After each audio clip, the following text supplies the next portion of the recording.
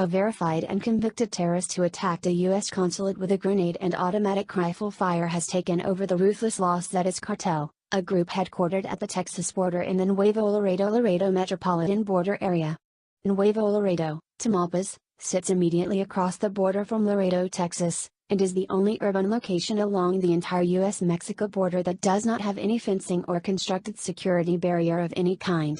The convicted terrorist, Hector Raul Luna, is known as El Tori and was convicted in the 2008 terror attack on the U.S. consulate in Monterrey, Mexico. He was released from prison due to bribes paid by Cartel Jalisco New Generation, CJNG, and has now taken over the dominant faction of Los Zetas, Cartel del Noreste, CDN, to open up the lucrative and unsecured border corridor into Texas. Under El Tori's new reign, Los Zetas is linked to a level of brutality that had not been seen in prior years. Gruesome executions, dismemberments, targeted attacks on police and military officials, and the general use of intimidation have become commonplace in parts of northern Mexico as El Tori and Los Zetas try to expand their operations. In late 2018, Nuevo Leon Governor Jaime Rodriguez Calderon publicly singled out El Tori as one of the men behind the escalation of violence in his state. According to the governor, El Tori and his criminal organization were linked to the large majority of the violent deaths in the state.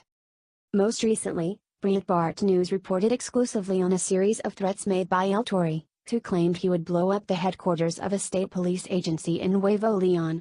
The threats were made through several narco banners that Los Zetas hung throughout the industrial city of Monterrey. The threats are considered credible by law enforcement in Mexico, since El Tori has a history of targeting police and has used grenades in the past. El Tori was released from a Mexican federal prison in mid-2017 with the help of his close friend and ally Eleazar El Chililo Medina Rojas and his new ties with CJNG, so the two could help establish a Los Zetas CJNG corridor from Monterrey to Nuevo Laredo and into Texas. Their release came at the hands of a federal judge and a control judge who ruled in each of the two cases to release the two cartel bosses. El Tori was serving a sentence of more than 20 years for the charges of crimes against public health, drug trafficking, engaging in organized criminal activities, and unlawful possession of restricted military weapons.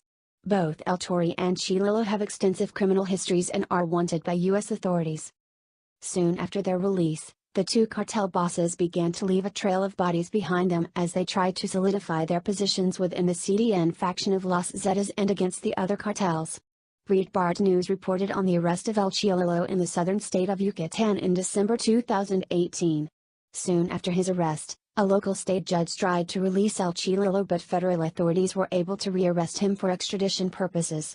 Even without El Chililo, El Tori continued to wage a fierce war against a rival faction of Los Zetas called Old School Z and has killed hundreds of their members in the border states of Nuevo Leon and Tamaulipas. In 2008, the man known as El Tori led and participated in a grenade attack against the U.S. Consulate General in Monterrey. El Tori and his men fired several weapons at the U.S. building and threw an explosive device. While the grenade did not explode, the gunfire broke several windows and caused other damage to the building. No injuries were reported.